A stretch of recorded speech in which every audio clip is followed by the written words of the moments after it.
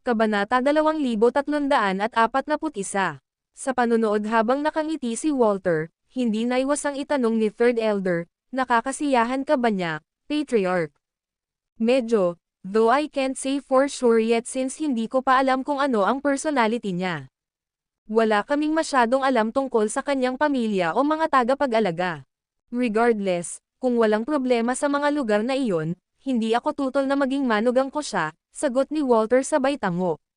Si Walter, para sa isa, alam na kung si Gerald ay may kakayahang taglayin ang Herculean Primordial Spirit sa kanyang kasalukuyang edad, tiyak na siya ay magiging isang malaking shot sa cultivation realm sa isa pang 10 hanggang 20 taon. Sa pag-iisip na iyon, hindi niya palalampasan ang kanyang pagkakataon na makakuha ng napakahusay na manugang. Sino ang tinatawag mong manugang, Ama? Parang ang awkward. Bulalas ni Mia, na tahimik na sumusunod sa kanila sa buong oras na ito, bago humawak sa braso ng kanyang ama. Well, hindi ba siya ang pinakamagandang pagpipilian para sa iyo? Kung siya ay makapasa sa aking pagsubok, tiyak na mapangalagaan ang iyong reputasyon, sagot ni Walter sa tono ng paghanga habang tinatapik ang ulo ng kanyang nahihiyang anak. Pero, hindi ka basta-basta makakapagpasya ng ganito. Tuldok-tuldok tandang padamdam. Ungol ni Mia na ngayon ay kasing pula na ng kamatis. Panipi tuldok-tuldok-tuldok. Itong babaeng ito. Kahit ano, Third Elder.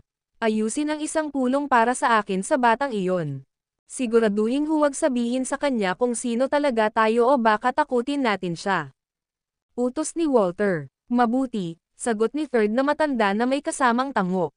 Nang makitang nawala si Gerald sa karamihan, binilisan ni Walter ang kanyang mga yapak habang bumubulong, bumalik ka ng maaga mamayang hapon. Tuldok-tuldok, gusto kong tingnan ng mabuti ang batang iyon.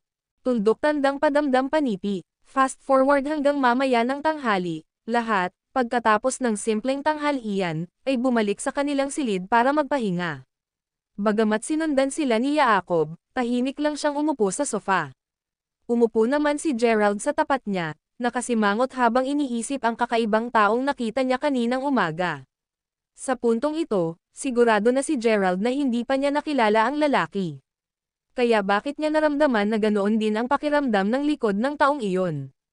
Pamilyar. Nang makita kung gaano kaseryoso si Gerald, naudyukan si Lucian na magtanong, may iniisip ka ba? Nang marinig iyon, agad na naging mapagbantay si Jacob. Kung tutuusin, ang kanyang misyon ay makilala si Gerald hanggat maaari. Wala masyado. Iniisip ko lang kung anong uri ng mga item at mapangahas na presyo ang lalabas sa susunod na 2.5 araw. Kung tutuusin, ang mga gamit kaninang umaga ay umabot na sa napakalaking presyo, sagot ni Gerald habang isinasantabi ang mga naunang naiisip. Hindi sila magiging mga bagay na kayang-kaya natin, sigurado yan, napabuntong hininga si Lucian. Si Lucian ay nag-ipon ng $2 milyong para kay Gerald, ngunit kung ang bata ay makahanap ng isang bagay na gusto niya sa mga darating na araw, seryoso siyang nag-alinlangan na 2 milyon ay sapat para sa item. Bago pa makasagot si Gerald, biglang sinabi ni Jacob, "Teka lang, sinong nagsabi sa iyo na 3 araw lang tatagal ang auction?" Ha, sa loob ng maraming taon na dinaluhan ko, ang auction ay palaging tumatagal ng 3 araw lamang, ungol ng naguguluhan na si Lucian. Para sa mga regular na tao lang yan. Ang auction ay talagang tumatagal ng 5 araw. Ang tunay na magagandang bagay ay nagsisimulang lumitaw sa ika-4 na araw. Sa puntong iyon, tanging ang pinakamayaman sa mayayaman ang pinapayagang manatili, kaya ipinapaliwanag nito kung bakit palagi mong ipinapalagay na ang matatapos ang auction sa ika-3 araw, paliwanag ni Jacob habang umiiling. Ano? Paano, nalaman mo ang lahat ng ito? Tanong ni Lucian na alam niyang walang dahilan si Jacob para magsinungaling sa kanila. Gayunpaman, paano niya nakuha ang impormasyon? Yun. Nalaman ko lang yun pag nagkataon. Sagot ni Jacob pagkaraan ng ilang saglit na nagyelo, isang awkward na ngiti sa kanyang mukha. Kabanata 2342. Dahil alam mo ang lahat ng ito, ikaw ba ang iyang master ng isang malaking pamilya o isang bagay? Tanong ni Aiden habang nakaupo sa tabi ni Jacob. Bagamat hindi niya kilala kung sino talaga si Jacob, masasabi ni Aiden na walang masamang balak ang kabataan. Kung mayroon akong ganoong posisyon, wala ako dito. Sagot ni Jacob na medyo mapait na tumawa. Ang totoo, hindi ganoon kataas ang status niya sa pamilya Zeman. Isa lamang siyang alagad na inaalagaan ng mabuti ng mga nakatataas. Nahihirapan akong paniwalaan. Kung tutuusin, hindi mo pa nakuha ang VIP ticket na iyon, ngunit may alam ka rin na wala si Tito Grub. Sabihin mo sa amin kung sino ka talaga kung hindi ay itatapon kita. Babala ni Arden habang nakahawak sa balikat ni Jacob. Tingnan mo, regular cultivator lang ako. Hindi mo lang alam ang tungkol dito dahil galing ka sa secular na mundo.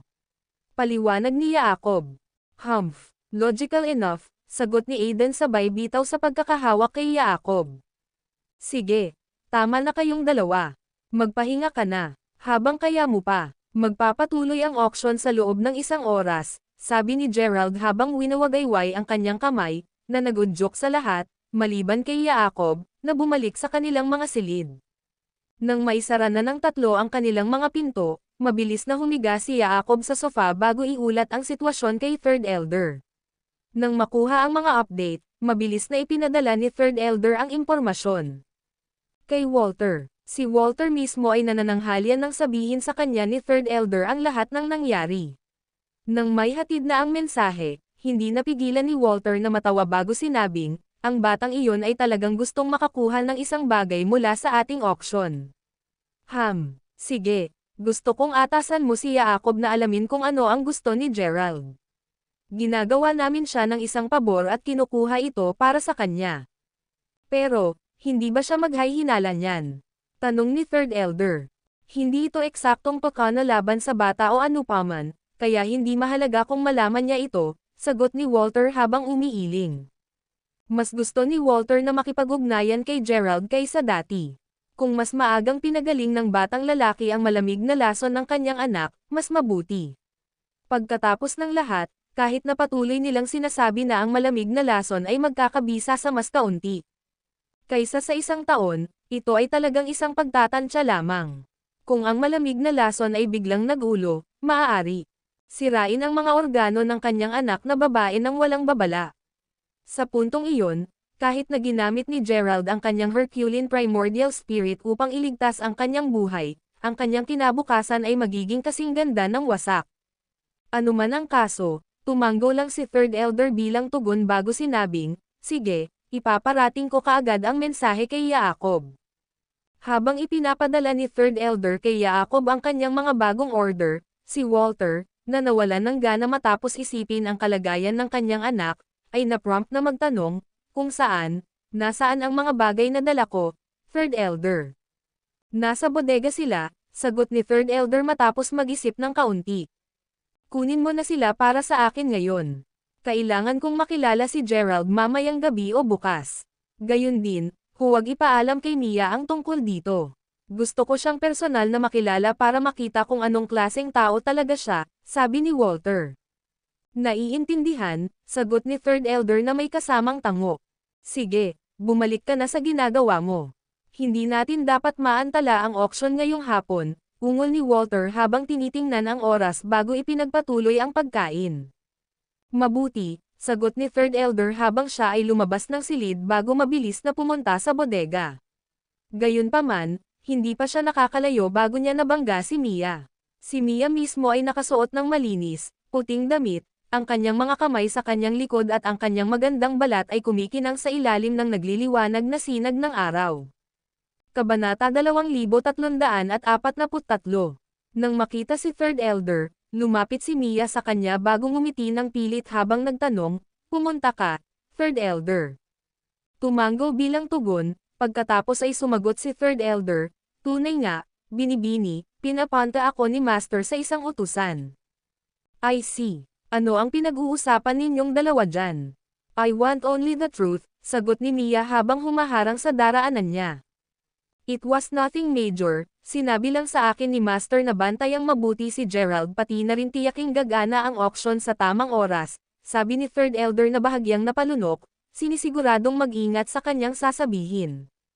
Matapos marinig iyon ay hindi napigilan ni Mia na bahagyang mamula. Ngayon ay nalilito at nawala ang kanyang dating kalmado, pagkatapos ay sumagot siya, Ano pa ba ang maganda sa kanya? Well, sa tingin ko alam mo na ito, ngunit malamang na balak ni Master na gawing manugang si Gerald kung matutugunan ng bata ang lahat ng inaasahan niya.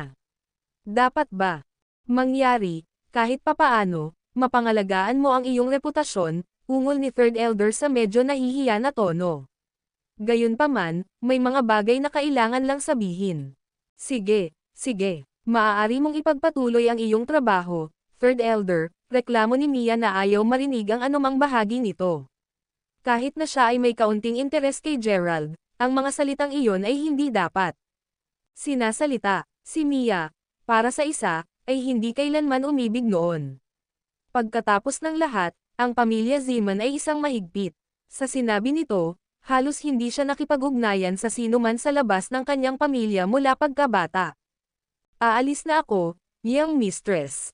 Eto na, sinabi sa akin ni Master na ipaalala sa iyo na magtungo sa auction mamaya, sagot ni Third Elder habang pinupunasan niya ang pawis sa kanyang noo, nagpapasalamat na nagawa niyang panatilihin, utos ni Walter ng sikreto. Kasunod nito, dali-dali siyang umalis, sa takot na tatawagan siya muli ni Mia. Bandang isang hapon nang bumukas muli ang mga pinto ng auction house at nagsimulang dumagsa ang mga tao sa loob. Well, syempre, hindi kasama ang mga maliliit na pamilya na nakuha ang gusto nila ngayong umaga. Bagamat umalis na ang maliliit na pamilyang iyon, nanatili ang malalaking pamilya, na nakabili na ng mga item kaninang umaga. Kung tutuusin, sa kanilang prestihiyo at katayuan, walang maglalakas loob na kumilos sa kanila. Anuman, sa sandaling bumalik si Gerald at ang kanyang partido sa kanilang viewing box, nalaman nilang lahat ng mga naunang pagkain at inumin ay napalitan na ng bago. Isa pang dapat tandaan ay wala si Jacob, bagamat naisip ni Gerald na umalis lang siya para iulat ang sitwasyon sa pamilya ng organizer. Si Gerald, for one, ay hindi masyadong naabala sa pagkawala ni Jacob. Total, literal na nasa isla siya ng organizer.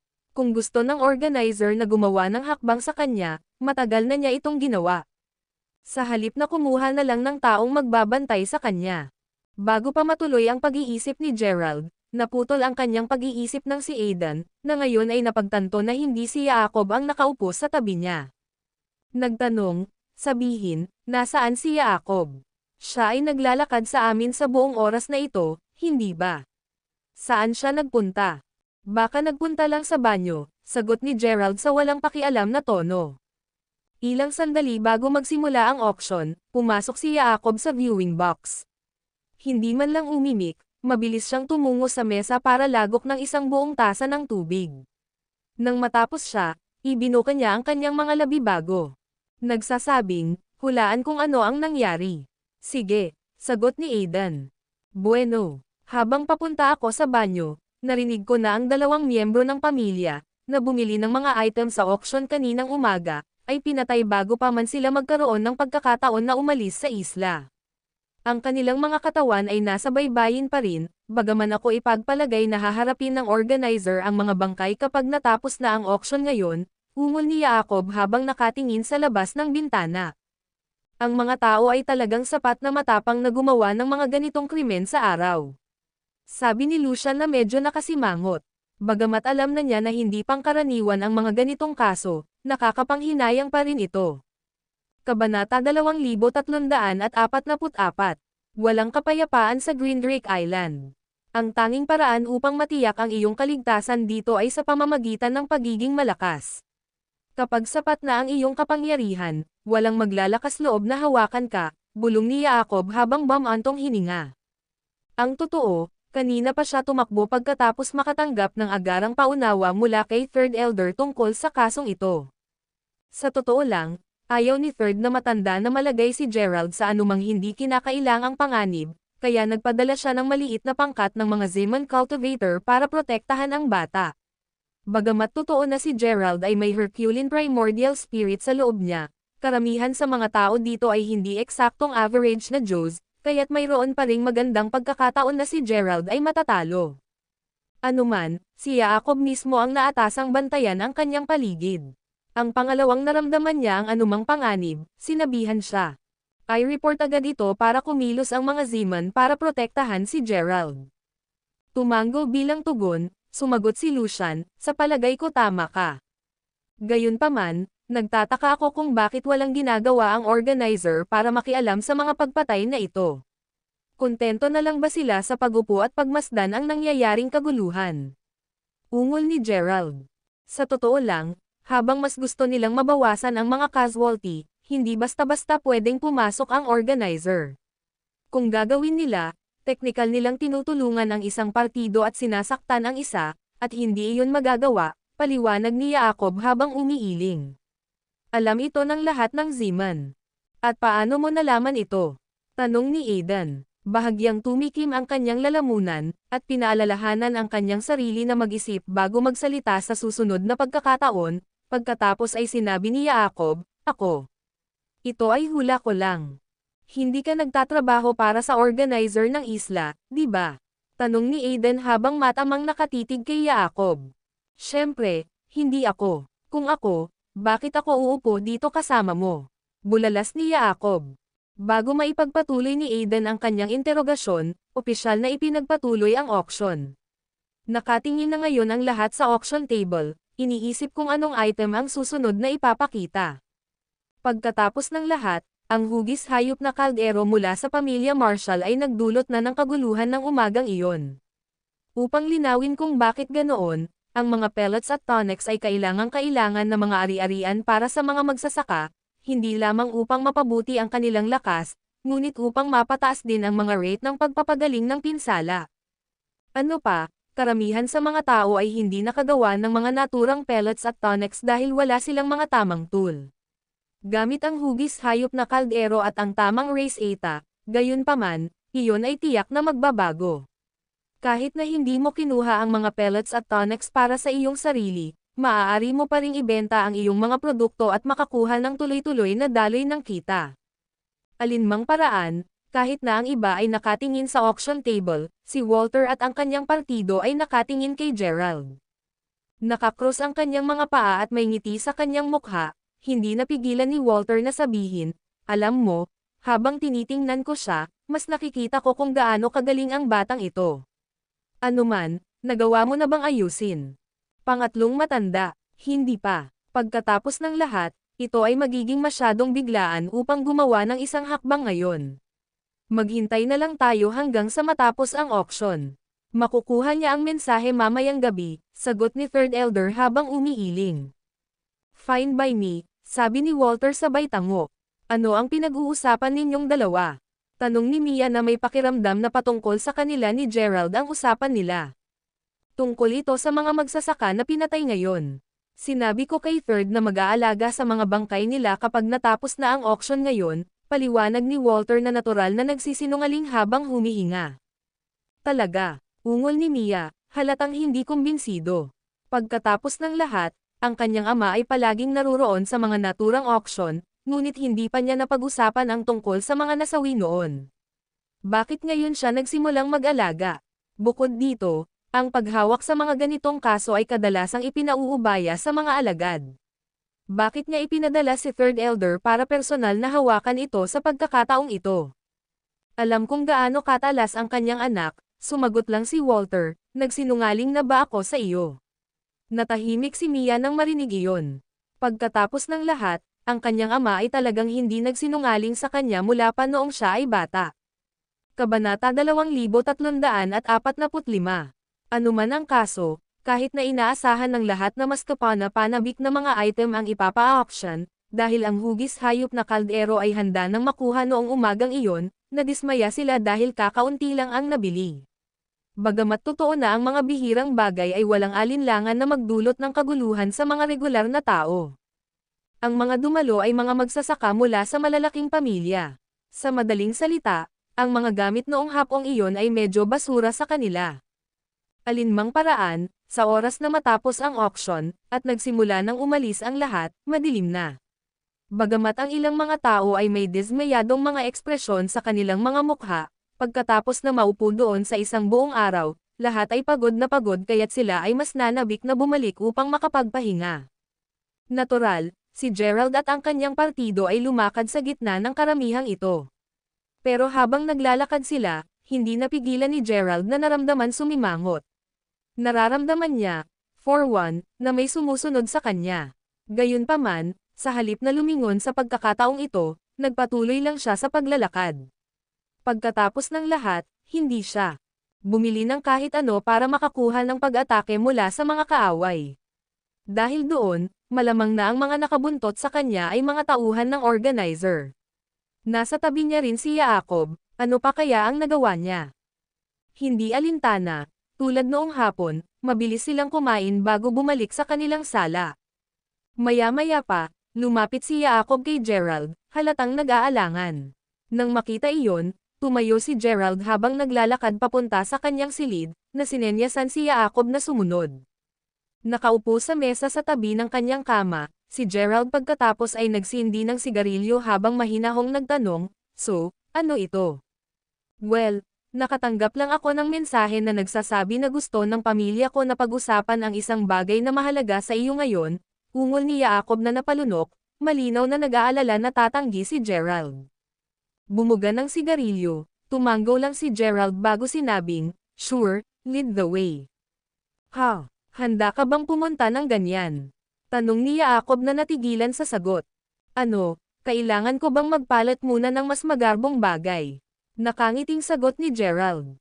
Hindi, naisip ko lang na hindi ka papayag ng ganoon kadali," ungol ni Jacob habang umiiling, "nobela. Ilang bahagi ng isla." Sa madaling salita, ang pagtakas ay halos imposible. Sa pag-iisip na iyon, maaari rin siyang sumama at tingnan kung ano ang nangyari bago isipin ang kanyang susunod na hakbang. Naputol ang pag-iisip ni Gerald nang tinuro ni Jacob ang mga bahay bago sinabing, "Dito tayo nakatira, Kuya Gerald." Panipi tuldok-tuldok-tuldok, "Nakita ko. Sabihin mo sa akin, ano ulit ang ranggo mo sa pamilya?" Tanong ni Gerald. "Ako, isa lang akong ordinaryong alagad," ungol ni Jacob habang kinakamot niya ang likod ng kanyang ulo sa kahit nakahihiyan. Tumango bilang tugon, sinabi ni Gerald, "I see. Ayon, pangunahan mo." Kasunod nito, ibinunyag ni Jacob ang kanyang pagkakakilanlan sa mga lalaking naka-gray, na nagbigay daan sa dalawa sa isa sa mga bahay. Sa pangunguna ni Jacob, agad na dinala si Gerald sa isang basic looking room na kakaunti lang ang upuan sa loob. Nang makaupo si Gerald, yumuko si Jacob sa kanya habang sinasabing, "Sandali lang, Kuya Gerald. Ipapaalam ko sa senior ko ang pagdating mo." Tumango bilang tugon, saka pumikit si Gerald nang lumabas ng kwarto si Jacob. Kabanata 2346. Nang makita ang pamilyar na bundok, mahinahong ngumiti si Gerald habang nagtanong, "Sa tingin mo, matututunan ko ba ang mga sikreto ng bundok na iyon kapag nakilala ko ang senior mo?" Hindi masasabing sigurado, mas mabuti kung tanungin mo na lang siya ng personal," ungol ni Jacob na may nakakainis na ngiti, halatang nag-aalala na baka hindi niya sinasadyang masabi ang isang bagay na nagdudulot sa kanya ng problema. Nang marinig iyon, ikanaway ni Gerald ang kanyang kamay sabay buntong hininga habang sinabing, "Fine, fine, I'll stop asking." Makalipas ang humigit kumulang kalahating oras nang sa wakas ay naabutan ng dalawa ang isang hilera ng mga bahay. Bagamat ang mga bahay mismo ay hindi lumilitaw na kakaiba, hindi napigilan ni Gerald na huminga ng malalim nang makita niya ang ilang kabataang naka-gray na nagbabantay sa pasukan ng bawat tahanan. Ang mga organizer ay malamang na nakatira dito. At ipinatawag na nila siya dahil sa paglaganap noon. Tuldok-tuldok, bagamat hindi siya sigurado kung sinasadya siya ng mga organizer ng anumang pinsala, alam niya na walang gaanong punto sa pag-iisip niya tungkol dito. Kung tutuusin, hindi lang siya nakilala na nila, kundi nasa isang liblib na bahagi ng isla. Sa madaling salita, ang pagtakas ay halos imposible. Sa pag-iisip na iyon, maaari rin siyang sumama at tingnan kung ano ang nangyari bago isipin ang kanyang susunod na hakbang. Naputol ang pag-iisip ni Gerald nang itinuro ni Jacob ang mga bahay habang sinasabing, "Dito tayo nakatira, Kuya Gerald." Panipi tuldok-tuldok-tuldok, "Nakita ko. Sabihin mo sa akin, ano ulit ang ranggo mo sa pamilya?" Tanong ni Gerald. "Ako, isa lang akong ordinaryong alagad," ungol ni Jacob habang kinakamot niya ang likod ng kanyang ulo sa kahit nakahihiyan. Tumango bilang tugon, sinabi ni Gerald, "I see. Aba, pangunahan mo." Kasunod nito, Ibinunyag ni Jacob ang kanyang pagkakakilanlan sa mga lalaking naka-gray, na nagbigay daan sa dalawa sa isa sa mga bahay. Sa pangunguna ni Jacob, agad na dinala si Gerald sa isang basic looking room na kakaunti lang ang upuan sa loob. Nang makaupo si Gerald, yumuko si Jacob sa kanya habang sinasabing, "Sandali lang, Kuya Gerald. Ipapaalam ko sa senior ko ang pagdating mo." Tumango bilang tugon, saka pumikit si Gerald nang lumabas ng kwarto si Jacob. Makalipas ang halos 10 minuto nang marinig muli ni Gerald ang pagbukas ng pinto. Pagtingala, sinalubong si Gerald ng isang lalaking nasa katanghaliang gulang, nakasuot ng magarang damit, papasok sa silid.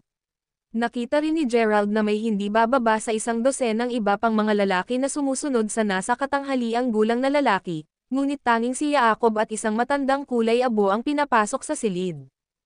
Habang walang ideya si Gerald kung sino ang nasa katanghaliang gulang na lalaki, hindi niya alam kung ano ang antas ng paglilinaw ng tao, tumayo siya ng may pagsaludo bago sinabing, "Senior." Naturally, ang nasa katanghaliang gulang na lalaking iyon ay si Walter. Nang makita ang mga kilo ni Gerald, pinalaki niya ang bata bago ngumiti, habang lumalapit ito sa kanya, at sumagot ng, "Matagal na kitang pinagmamasdan, anak." Nakataas ang isang nakikitang kilay, simpleng sinabi ni Gerald sa malambing na tono. "Tuldok-tuldok, I see. Bago ang anumang bagay, hayaan mo akong ipaliwanag na talagang wala akong ideya na ang bundok ay isang ipinagbabawal na lugar noong una kong sinubukang lumapit dito. Iyon ang dahilan kung bakit hindi ko ipinagpatuloy ang pagtingin sa bundok nang malaman kong hindi ako dapat pumunta doon." "Ano? Anong bundok? Bawal na lugar?" tanong ni Walter habang lumingon kay Third Elder, halatang nalilito. "Nobela.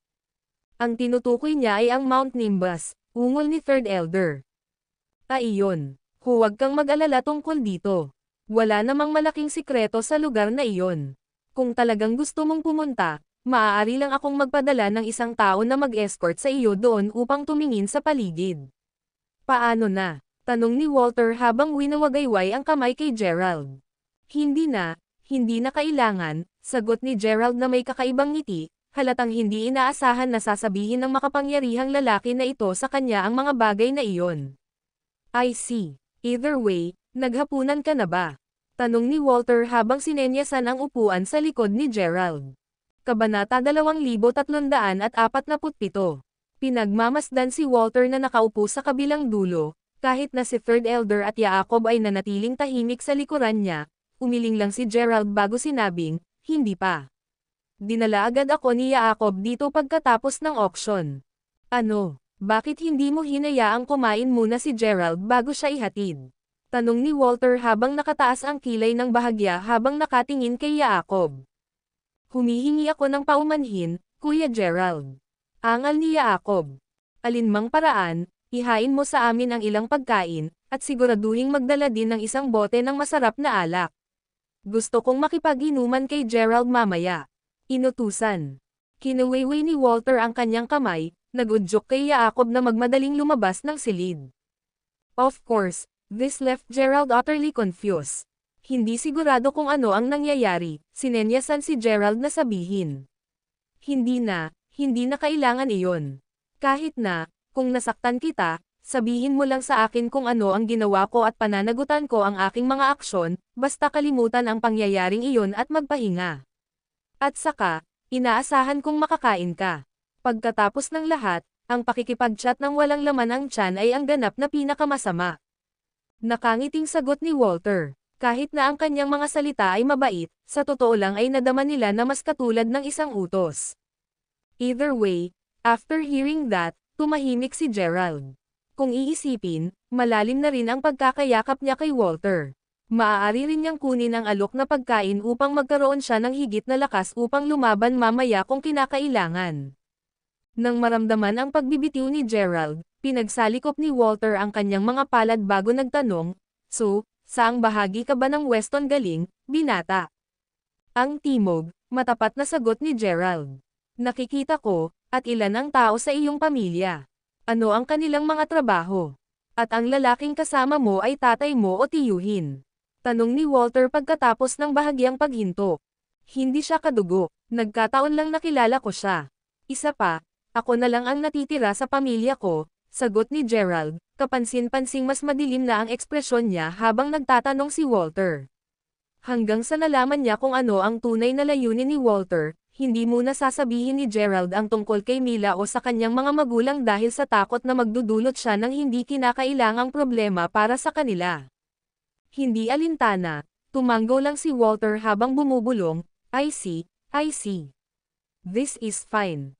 Hindi madaling gawain para sa isang nag-iisang magsasaka, walang pamilya, hindi bababasa, na makuha ang Herculean primordial spirit sa pamamagitan lamang ng pagsisikap at talento.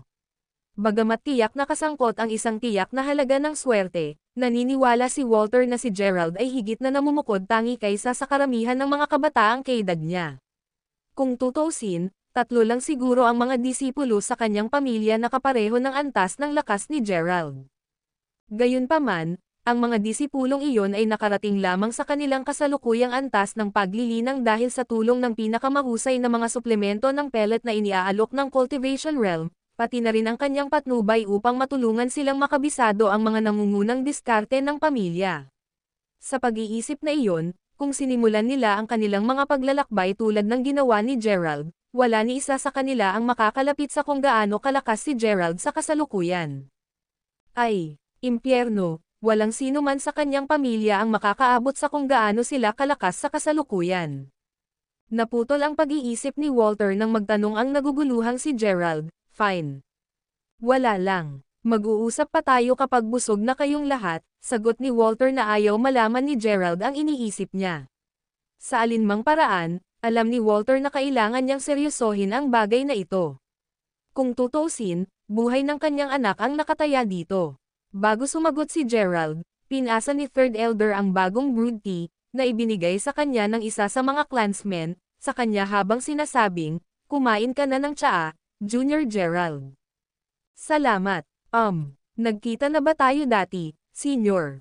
Tanong ni Gerald habang kumukuha ng tsaa habang nakatingin sa pamilyar na mukhang matanda. Kabanata 2348. Meron kami. Hindi mo ba naaalala? Nakangiting sagot ni Third Elder. Ikaw, ang matandang humabol sa akin noon, di ba? Sabi ni Gerald matapos tingnan ng malapitan ang matanda. Bagamat hindi pa siya nagkaroon ng pagkakataon na bigyan ng maayos na tingin si Third Elder noon, sapat na ang aura at figure ng senior para malaman ni Gerald kung sino siya. Talaga, aaminin ko na mas mabilis ka kaysa sa inaasahan ko, sagot ng nakangiting third na matanda. May isa pa akong senior na dapat pasalamatan.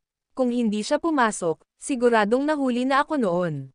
Sa pag-uusapan, I wonder kung pareho kayong magkakilala sa matandang babaeng iyon, sabi ni Gerald habang nakangiting umiling.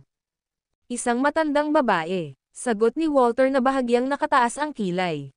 Siya ay malamang na isang tao lamang mula sa auction, sabi ni Third Elder, kahit na alam niya na ang matandang babae ay talagang ang batang may bahay na nakabalat kayo. Siya, para sa isa, alam na hindi ito ang pinakamagandang oras para ibunyag ang kanyang pagkakakilanlan. Anuman, tumanggo lang si Gerald habang sumagot, I guess. Maya-maya pa, tumakbo si Jacob pabalik sa kwarto. Matapos mamulong ng isang bagay sa tainga ni Walter, ang nasa katanghaliang gulang na lalaki ay tumayo ng tumawa bago ipahayag, handa na ang pagkain, aking kaibigan. Halika at subukan ang pinakamahusay na pagluluto ng aking chef. Kung gusto mo ang kanyang mga pagkain, huwag mag-atubiling kumain dito sa buong panahon ng auction. Panipi. Matapos mapanood ang pag-alis ni na Walter at Third Elder, mabilis na hinayla ni Gerald si Jacob, na akmang susundan sila palabas, sa gilid bago mamulong, sige, oras na para sabihin mo sa akin kung sino talaga sila. Panipi tuldok. I am sorry, pero hindi ako makapagsalita. Sagot ni Jacob sa walang magawang tono. For heaven's sake, reklamo ni Gerald, lubos na pananghinaan ng loob na wala siyang nakuhang salita mula kay Jacob.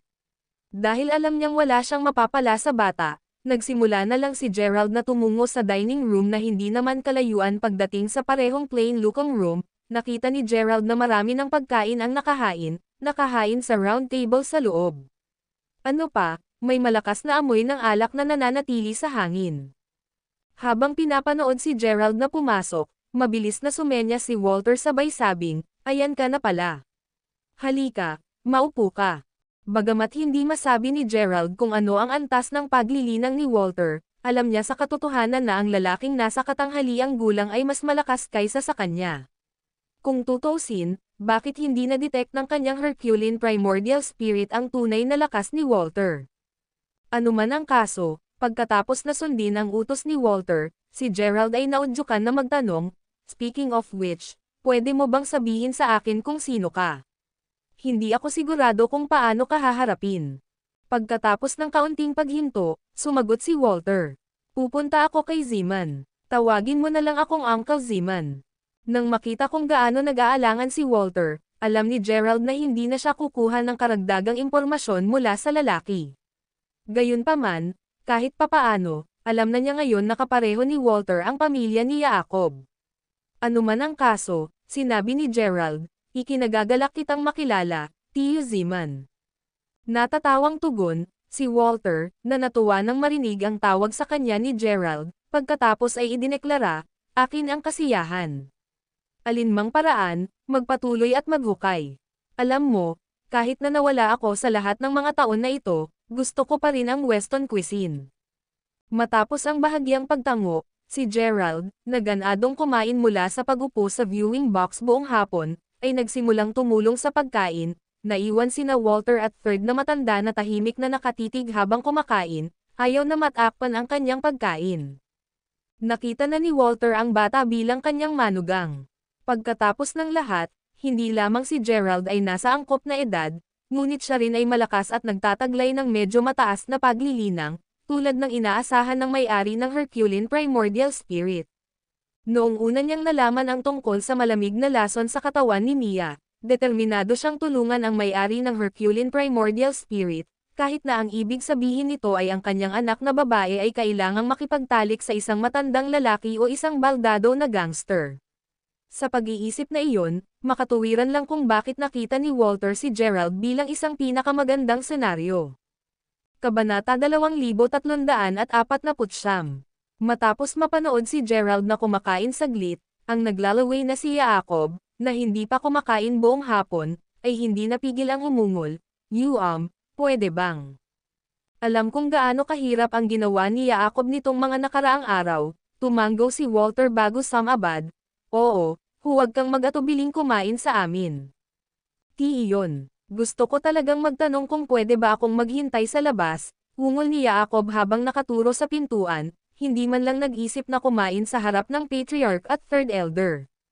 Bago sumagot si Walter, hinayla ni Gerald si Jacob sa upuan sa tabi niya bago sinabing, hindi mo ba nakikita kung gaano karaming pagkain ang nasa mesa? Walang paraan na kaya kung tapusin ang lahat ng ito ng mag-isa. Sa sinabi nito, maupo ka at samahan mo ako. Ay, ungol ni Jacob na may nakakahiyang ngiti habang lumingon kay Walter.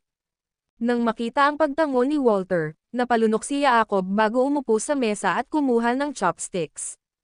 Hindi tulad ng karaniwan niyang kinakain, siniguro ni Jacob na mabagal ang kanyang pagkain sa pagkakataong ito, paminsan-minsan ay lumilingon kay Walter upang tingnan kung ayos lang sa kanya na ipagpatuloy ang pagkain. Si Gerald naman, walang pakialam sa etiquettes. Hindi nagtagal ay natapos na niya ang ulam sa kanyang harapan. Pagpunas ng bibig, si Gerald ay naudyukan na magtanong, Tito Zeman, Senior, hindi ba kayo kumakain? Kumain na kami. Don't mind us, masayang tugon ni Walter. I see. Well, I'll continue helping myself then, nakangiting sabi ni Gerald habang bumangon at inilapit ang isa pang ulam sa kanya. Maya-maya pa nang si Gerald, na ngayon ay busog na busog na busog na busog na belch habang tinatapik ang tiyan. Nagustuhan mo ba ang pagkain, Gerald? Tanong ni Walter habang pinapalakpakan ang kanyang mga kamay, nagudyok sa ilang katulong ni Zeman na linisin ang mesa. Sa oras na ang mesa ay speak and span, mas maraming katulong ang naghain na sa kanila ng bagong timplang tsaa. Ang sarap ng pagkain, sagot ni Gerald sabay tango. Natutuwa akong marinig. Feel free to eat at our place anytime you want after this, deklara ni Walter habang humihigop ng tsaa.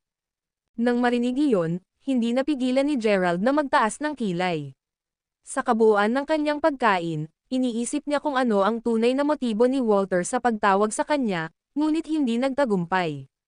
With that, Gerald decided to ask. I appreciate it. Anuman, maaari mo bang sabihin sa akin kung bakit mo ako pinatawag ngayon? Nang marinig iyon, agad na napawi ang ngiti ni Walter. Ngayon ay mukhang mas seryoso, utos ni Walter. Isara mo ang pinto, Jacob. Agad-agad. Deklara ni Jacob habang ginawa ang sinabi sa kanya. Nang maisara ang pinto, nilinggan ni Walter si Gerald bago nagtanong sa malalim na boses, taglay mo ang Herculean Primordial Spirit, tama? I do, sagot ni Gerald, na naaalala kung paano tumpak na sinabi ng matandang lalaki sa sinaunang guho kung ano ang antas ng kanyang paglilinang. Kung kahit na ang matandang iyon ay makakamit iyon, kung gayon hindi katakataka para kay Walter. Magagawang makita sa pamamagitan niya. I see. Kung ganoon nga, may kaunting pabor ako na kailangan kong hilingin sa iyo, sagot ni Walter, na ngayon ay lubos na nakatitiyak na si Gerald ang hinahanap niya. Sa kumpirmasyon ni Gerald, hindi napigilan ng mga mata ni Walter na matubig ng bahagya habang nanginginig ang tasa ng tsaa sa kanyang kamay sa kanyang kaiganhawahan. Tanga ako, Tio Zeman.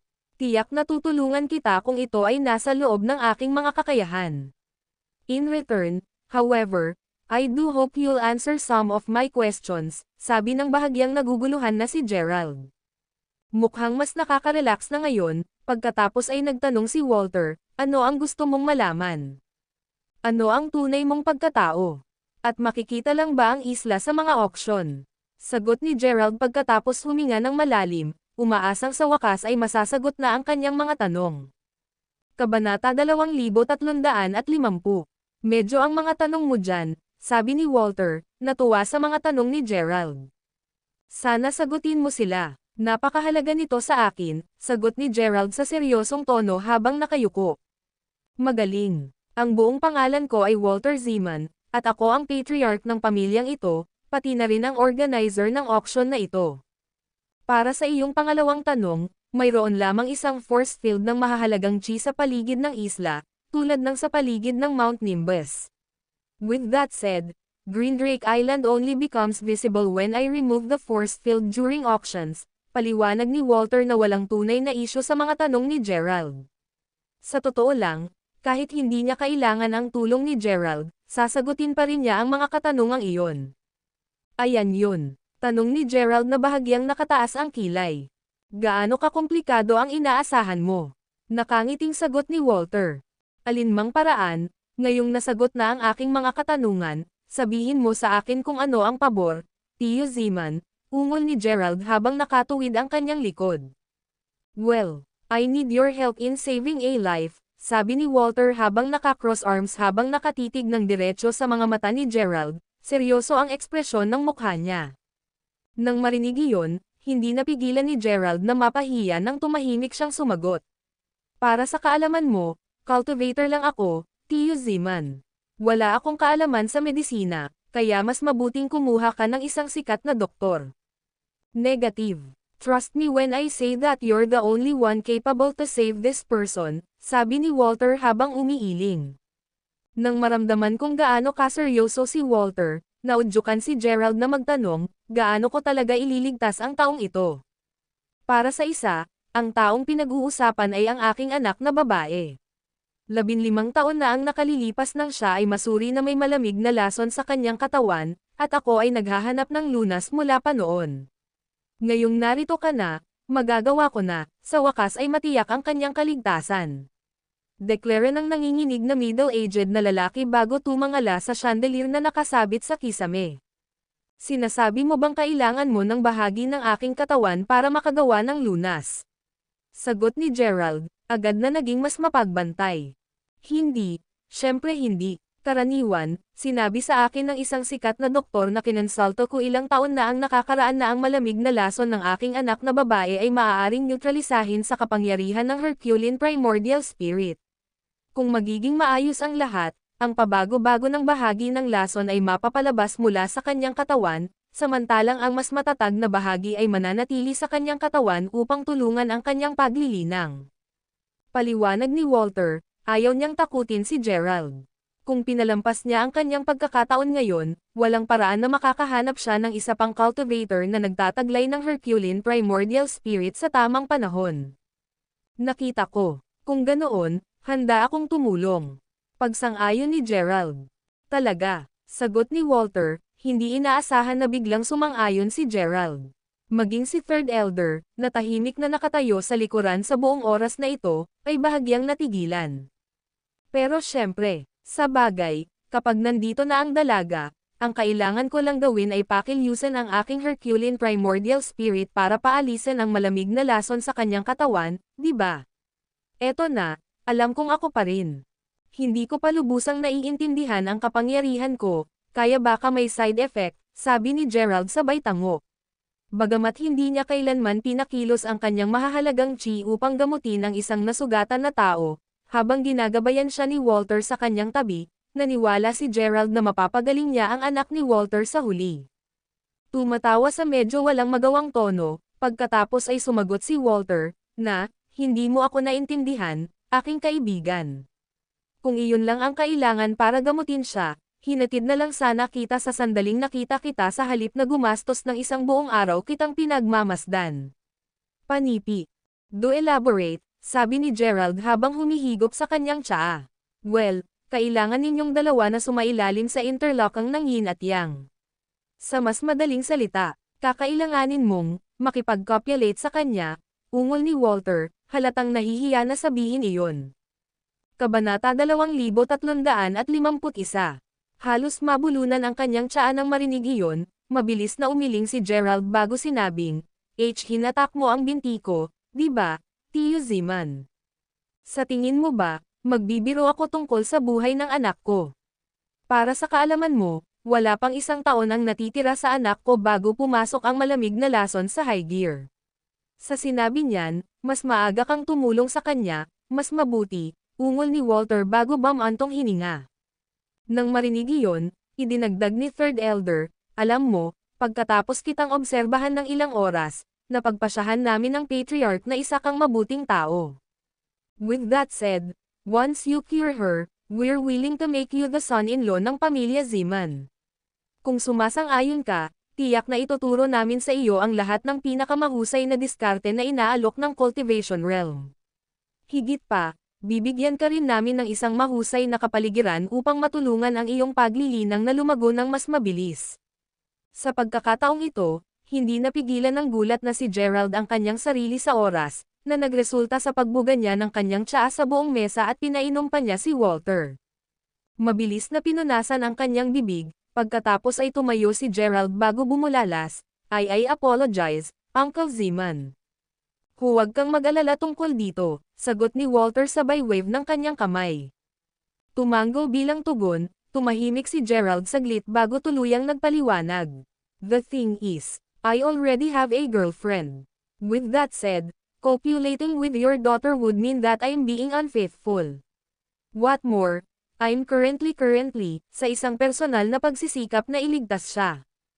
Ano man ang kaso, dapat mong iligtas ang aking anak.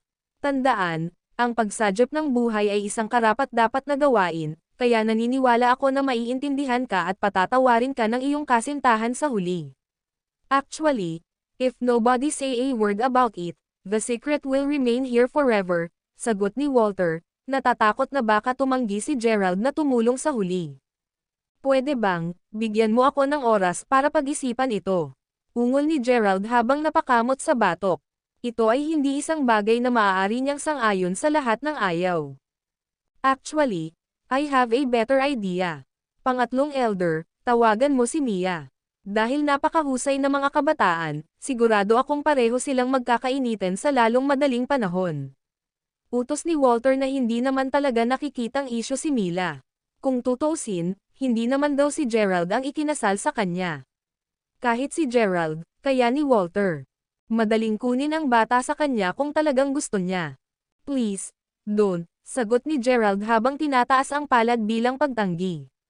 Matapos bigyan ng magandang, mahabang, tingnan si Gerald, tumayo si Walter bago yumuko habang sinabing. Sige, kung ganoon, magpahinga ka muna. Habang binibigyan kita ng oras para pag-isipan ito, sa huli, dapat mong tulungan ang aking anak na gumaling. Hanggat gumaling siya, ibibigay ko sa iyo ang anumang kahilingan na gusto mo, kahit na gusto mo ang posisyon ko bilang patriarch ng pamilyang ito. Pakiusap huwag mong sabihin ang mga bagay na iyon, Tiyo Ziman. Wala akong interes na maging patriarch ng iyong pamilya. Anuman, pinasasalamatan ko ang pagbibigay mo sa akin ng oras upang pag-isipang mabuti ang mga bagay-bagay. At kung may iba pang paraan upang gamutin ang malamig na lason, ipaalam sa akin. Mas handang tumulong ako, deklara ni Gerald habang pinagdikit ang kamao at palad sa harap ni Walter. Tangulang bilang tugon, sinabi ni Walter, ibalik mo si Gerald, Jacob. Nang marinig iyon, binati rin ni Gerald si Third Elder bago tuluyang lumabas ng kwarto sa ilalim ng gabay ni Jacob. Nang makaalis na sila, naglakad si Third Elder papunta kay Walter bago bamulong, sa tingin mo, tutulungan ba tayo ni Gerald sa huli, Patriarch? I have the same question, ungol ni Walter sabay buntong hininga bago umiling. Ano ang gagawin natin kung tumanggi siya? Tanong ni Third Elder sa medyo nag-aalalang boses. Kabanata 2352. Ang ikatlong elder ay nagbabantay kay Mia mula pa noong siya ay bata pa. Sa sinabi nito, kahit na hindi siya laman at dugo, itinuring siya nito na parang anak niya. Hindi man lang nahirapang sabihin na si Third Elder ay nag-aalala rin sa dalaga gaya ni Walter. Kung tumanggi siya, pipilitin lang natin siyang tulungan siya. Hindi na natin hahayaang manatili pa ang lason sa katawan niya. Hindi ako papayag na mamatay si Mia. Deklara ni Walter sa hindi natitinag na tono habang inihampas ang kamao sa mesa. Naiintindihan, sagot ni Third Elder na matapat. Nagkaroon ng parehong ideya. Kahit na kinailangan nilang idroga si Gerald sa huli, ang iligtas si Mia ang priority. Moving back to Gerald, nakakunot ang noo niya simula nang lumabas siya ng dining room. Bagamat alam na niya ngayon kung paano patuloy na nawawala ang isla, ang mga salita ni Walter ay sadyang nakakagulat para sa kanya upang tumutok doon. Ang tanging paraan para mailigtas ang kanyang anak ay ang makipagtalik sa kanya. Akala niya sa mga pelikula lang nangyayari ang mga ganyan. Sa kasamaang palad, ito ay tila totoo ngayon. Pagkaraan ng ilang oras na paglalakad, huminto si Jacob sa kanyang paglalakad bago sinabing, hindi ako babalik kasama. Ikaw ngayong gabi, Kuya Gerald. Nakatango habang nagsisindi ng sigarilyo, huminto sandali si Gerald bago nagtanong sa walang magawang tono. Hindi ba ang iyong pamilya ay may walang katapusang kapangyarihan at mapagkukunan? Wala na ba talagang ibang paraan para iligtas siya? Ang totoo, ang patriarka at ang mga elder ng aming pamilya ay naghahanap sa malayong lugar para sa isang lunas sa loob ng 10 taon. Ang paraan na iminungkahi namin ay ang tanging nagawa naming mahanap. Hindi nakakatulong na ang mga taong nagtataglay ng Herculean Primordial Spirit ay napakahirap hanapin. Para malaman mo, ikaw lang ang tao, na kasya sa lahat ng kinakailangan, na nagawa naming mahanap, paliwanag ni Jacob. Ngayong naabisuhan na nina Walter at Third Elder si Gerald tungkol sa lahat ng ito, wala nang dahilan para itago pa niya ang impormasyong ito. I see, sagot ni Gerald sa kalmadong tono. Nang marinig iyon, hinawakan ni Jacob sa braso si Gerald bago time na nagmakaawa, pakiusap, tulungan mo siya, Kuya Gerald. Again, please give me some time to think things through, ungol ni Gerald bago naglakad pasulong, iniwan si Jacob sa likod. Pagdating niya sa sala ay madilim na ang langit. Nang makitang patay na ang mga ilaw sa silid ni Lucian at Aidan, umupo si Gerald sa kadiliman ng ilang sandali, tinatapos ang kanyang sigarilyo, bago tuluyang bumalik sa kanyang silid. Kinaumagahan, nagising si Gerald sa ingay ng mga taong nag-uusap sa labas. Pagkatapos maghugas ng mukha, nagbihis siya bago binuksan ang kanyang pinto, sumalubong lamang sa paningin ng dalawang lalaking nakaabo na nakatayo sa kanyang sala. Mukhang kausap nila si Lucian na mukhang nalilito. Nang makita si Gerald, agad na lumapit ang mga Zeman sa bata bago sinabing, "Good morning, Mr. Gerald." Sinabi sa amin ng Patriarch na dalhan ka ng almusal. Nag-aalala siya na hindi ka pa nasanay sa pagkain ng ating isla. Bahagyang kumunat ang noo, sumagot si Gerald, hindi na kailangan yan. Please, Mr. Gerald, we insist you take the food. Kung hindi mo gagawin, hindi kami makakapag-ulat pabalik sa Patriarch. Putol ng isa sa mga Zeman. Bago pa man makasagot si Gerald, silang dalawa, naiwan ang pagkain, ay nagmarcha na palabas ng pinto. Pagkatapos suriin ang pagkain, at napagtanto na mga ordinaryong pagkain lang ito sa almusal, bumantong hininga si Gerald bago nilapag ito sa mesa. Nang makita iyon, ang curious na si Lucian ay naudyukan na magtanong, sino sila Gerald? At sino ang patriarch na pinag-uusapan nila? Nakilala mo ba ang ibang pamilya sa auction? Kabanata 2353. Wala lang, sagot ni Gerald sabay wave ng kamay, ayaw pang malaman ni Lucian o Aiden ang tungkol sa mga Zeman. Nakita ko, anuman, narinig ko ang mga alingaw-ngaw na magkakaroon ng isang hindi kapani-paniwalang mahalagang item sa auction ngayon na makakalaban kahit na ang nangungunang item bukas. Sa sinabi nito, pakiramdam ko ay magkakaroon ng madugong labanan sa isla pagkatapos ng auction, ungol ni Lucian habang kumukuha ng tinapay mula sa kanyang lunchbox at nagsimulang kumain sa sopa. Bakit mo iisipin iyon, Tito Grub? Tanong ni Gerald habang nakatingin kay Lucian. Ano, hindi mo ba narinig ang pangyayari?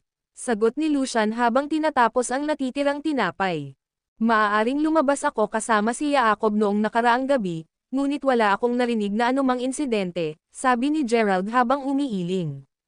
Bueno, ilang sandali pagkatapos ninyong dalawa umalis, nagkaroon ng away sa pagitan ng dalawang pamilya.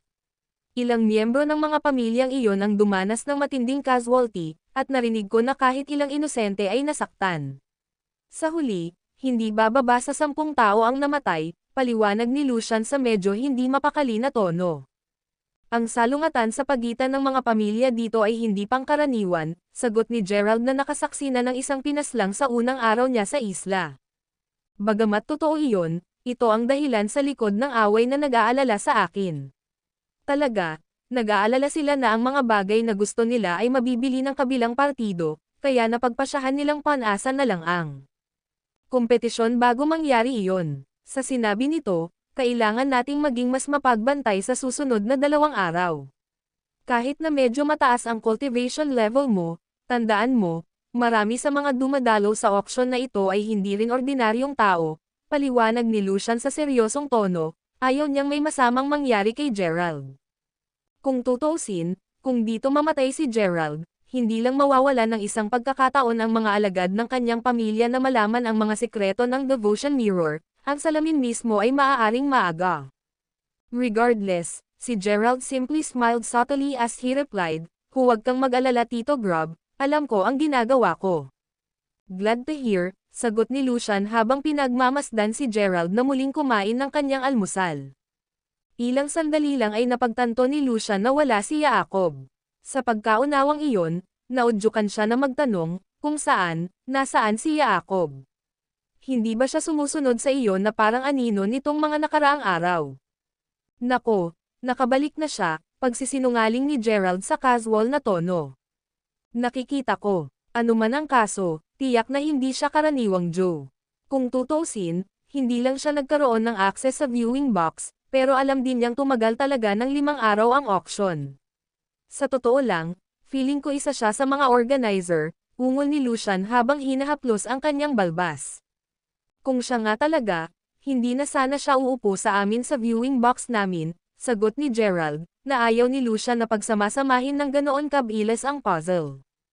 Gumawa ka ng patas na punto. Now that I think about it, any organizers would definitely be too busy to just sit around with us throughout the day, nakangising sabi ni Lucian, na tuluyang naniwala sa mga salita ni Gerald. Sa ikalawang pagtatapos ng kanyang pangungusap, lumabas si Aiden sa kanyang silid habang bumubulong, Kuya Gerald. Uncle Grub. Pagkaupo sa tabi ni Gerald, humikab si Aiden bago idinagdag, medyo nag-aalala ako, Kuya Gerald. Hindi ka cultivator, kaya hanggat hindi ka naghahanap ng gulo, sigurado akong walang mananakit sa iyo, sagot ni Gerald habang nakangiting tinatapik ang balikat ni Aiden. Umiling si Aiden pagkatapos ay ipinaliwanag, ang ibig kong sabihin ay nag-aalala ako sa kaligtasan ni Lindsay. Nang marinig iyon, napawi ang ngiti ni Gerald habang tumugon, dinukot siya ni Maddox para akitin ako sa kanyang bitag. With that said, hanggat nabubuhay ako, hindi mamamatay si Lindsay. Magiging maayos siya. Kabanata 2354. Kahit na sinabi niya iyon, dinukot pa rin si Lindsay dahil sa kanya. Sa sinabi niyan, kung nawala ito ni Maddox at nauwi sa pagpatay sa kanya, kung gayon hindi tuwirang siya ang magiging dahilan ng pagpatay sa kanya. Kung mangyari ang senaryo na iyon, hindi lang si Gerald ang makokonsensya sa natitirang bahagi ng kanyang buhay, kundi siya rin. Hindi ko na kayang harapin si Aiden. Anuman, nang marinig ang pangalan ni Lindsay, si Lucian ay na-prompt na kunin ang kanyang telepono bago sinabing, sa pagsasalita tungkol kay Lindsay, tatawagan ko kaagad ang aking mayordomo upang makita kung nakuha niya ang mga baril. Nang marinig iyon, mabilis na lumapit si Aiden kay Lucian nang may tumawag. Di nagtagal, isang ngiti ang nabuo sa mukha ni Lucian habang masiglang sinabi, mukhang nakakuha ang mayordomo ko ng ilan mula sa ilang mga dealer. Gayunpaman, sa palagay ko ay hindi sapat ang mga ito para masiguro ang iyong kaligtasan dahil ang kalaban mo sa pagkakataong ito ay ang departamento ng militar. Huwag kang mag-alala, Tito Grub. Ililigtas ko talaga si Miss Lindsay, kahit na kailangan kong isakripisyo ang sarili ko. Deklara ni Aiden habang nagngangalit ang mga ngipin. Unlike Aiden, Gerald remained calm as he asked, speaking of the military, meron na bang ibang balita tungkol sa kanila? Pag-isipan mo, tandaan mo iyong kaibigan ko na sinabi kong nagtatrabaho sa militar ng Yanem. Well, nakatanggap ako ng update mula sa kanya kagabi. Sinabi niya sa akin na patuloy na pinamunuan ni Maddox ang isang tropa ng mga sundalo, na may malaking batch ng mga kagamitan sa armory, sa paglabas tuwing gabi mula noong araw na umalis kami patungo sa isla. Gayunpaman, dahil si Maddox ang deputy chief, hindi nang ahas ang kaibigan ko na utusan ang kanyang pinakapinagkakatiwala ang mga tauhan na palalimin pa, paliwanag ni Lucian. Mabilis, halos parang nag-aalala siya na makalimutan niya ang anumang mahahalagang detalye. Mukhang may ginagawa talaga siya doon, ungol ni Aiden habang nakakuyom ang kanyang mga kamao.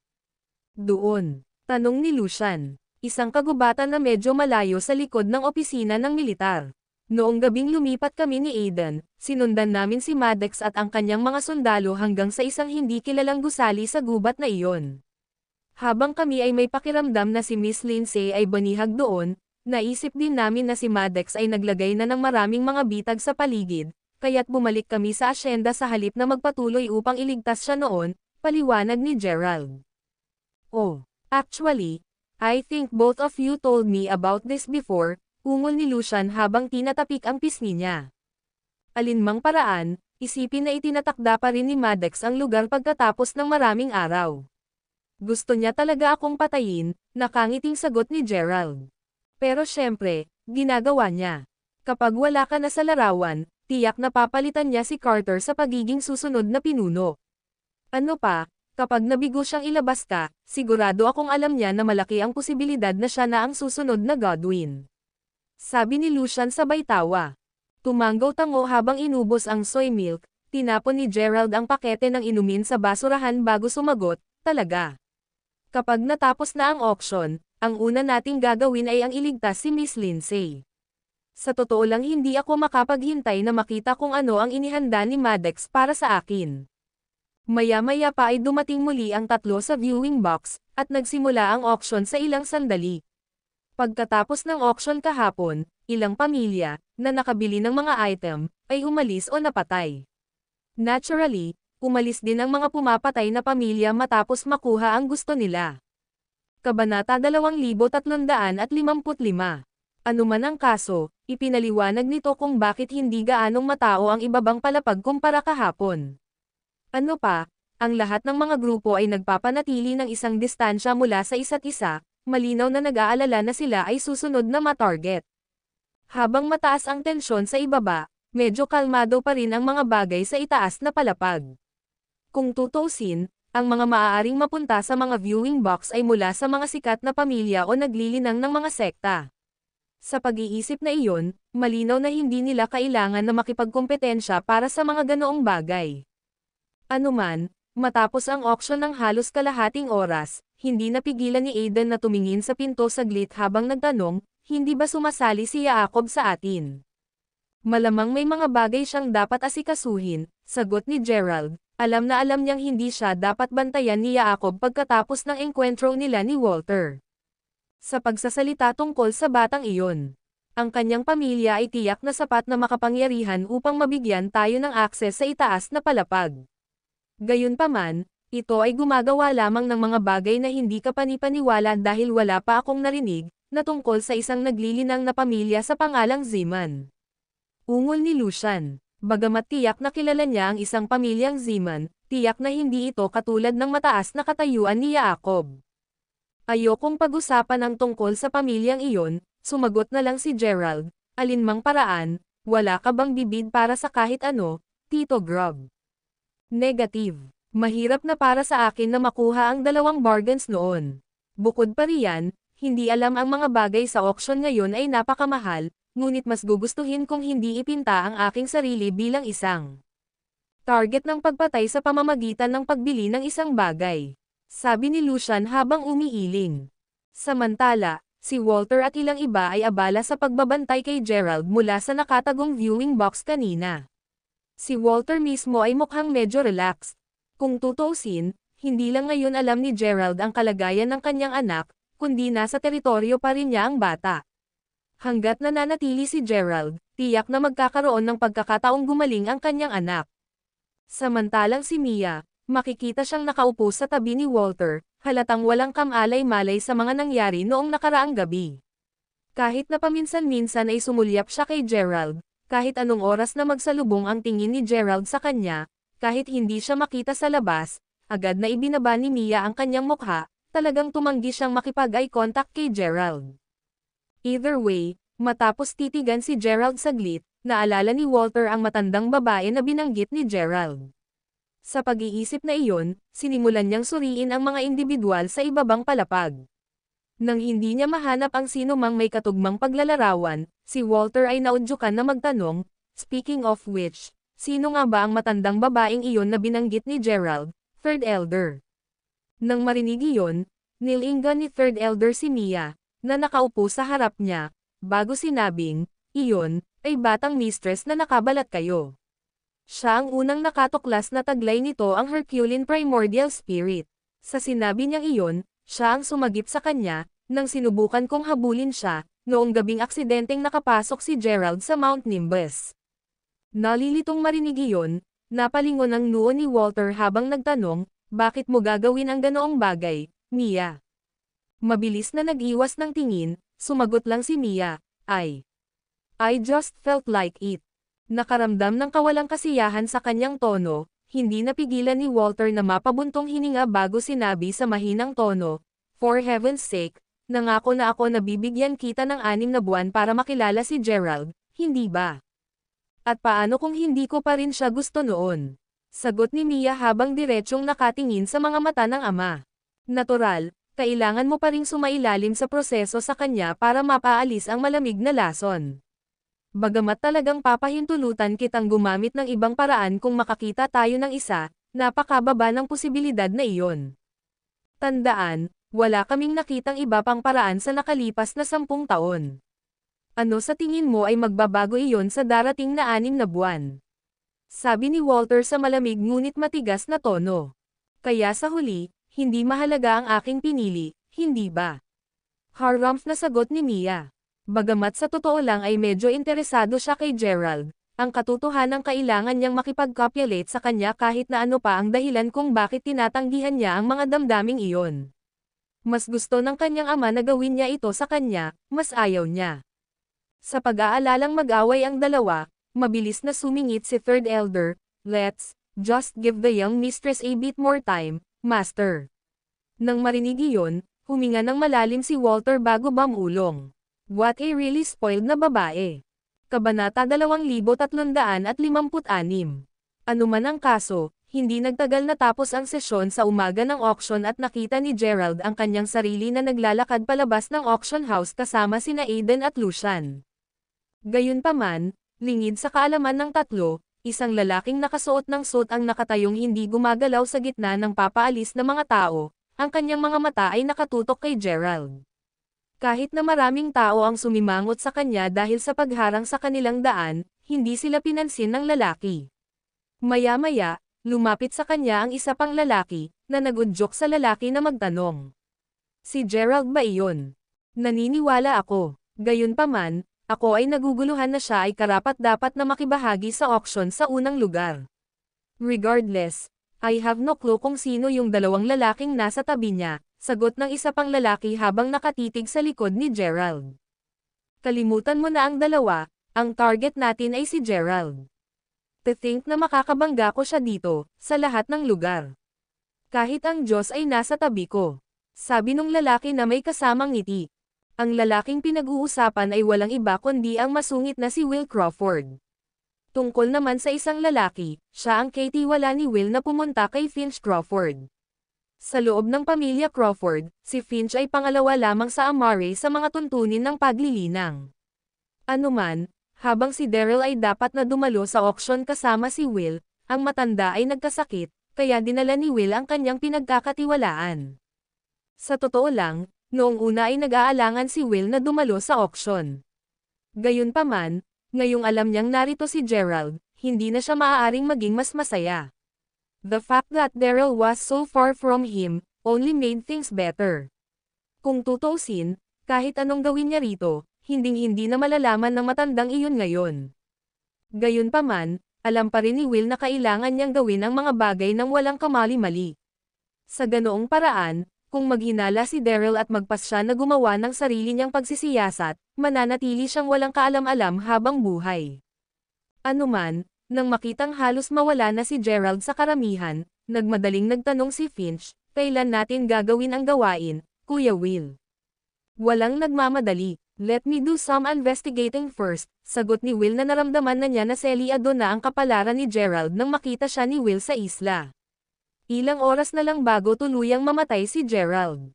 Nang marinig iyon, sinabi lang ni Finch, naiintindihan. Mabuti, ngayon bumalik ka at magpahinga. Gusto kong simulan mong bantayan si Gerald pagdating ng tanghali. Kailangan nating malaman kung saan siya tumutuloy. Tandaan, matatapos ang auction kinabukasan, kaya kailangan na natin siyang tanggalin sa loob ng susunod na 2 araw, utos ni Will habang pinagsalikop ang kanyang mga kamay, may nakakatakot na ngiti sa kanyang mukha. Gayunpaman, kahit na nakita ni Gerald si Will, hindi niya ito makikilala. Kung tutuusin, hindi pa niya nakilala ang kabataan. Anuman ang kaso, dahil naisip ni Gerald na medyo boring ang sesyon sa umaga, nagpa siya si Gerald na ubusin ang natitirang bahagi ng kanyang hapon sa kanyang silid. Sa buong hapon, nakahiga si Gerald sa kanyang kama, iniisip ang mga sinabi ni Walter. Kung pumayag si Gerald na iligtas ang anak ng lalaking iyon, nangangahulugan din iyon na kailangan niyang magtaksil kay Mila. Bagamat tiyak na hindi niya gusto ang ideya na gawin ito, naalala ni Gerald kung gaano kaseryoso si Walter kagabi. Dahil siya ay kasalukuyang malalim sa ang teritoryo ng pamilya Zeman, kung patuloy niyang tatanggihan na iligtas ang anak ni Walter, napakadaling mawalan ng buhay si Gerald. Sa pag-iisip na iyon, anuman ang pinili niyang gawin, matatanggap pa rin niya ang maikling pagtatapos. Ang stick. Dahil ayaw niyang mag-overthink ng mga bagay-bagay, nagpa siya si Gerald na huwag munang pumili at tingnan na lang kung paano nauna ang mga bagay-bagay. Kailangan din niyang ipagpaliban si Walter hanggat maaari. Si Gerald, para sa isa, ay naniniwala na kailangang may iba pang mga paraan upang gamutin ang malamig na lason. Habang nangyayari ito, sina Will at Finch mismo ay mukhang naguguluhan. Kabanata 2357. Total, buong hapon na nilang hinahanap si Gerald, sa auction house, pero wala naman. Dahil dito, nababalisa si Will sa kanyang isipan. Nakita ba sila ni Gerald at nagmamadaling umalis sa isla?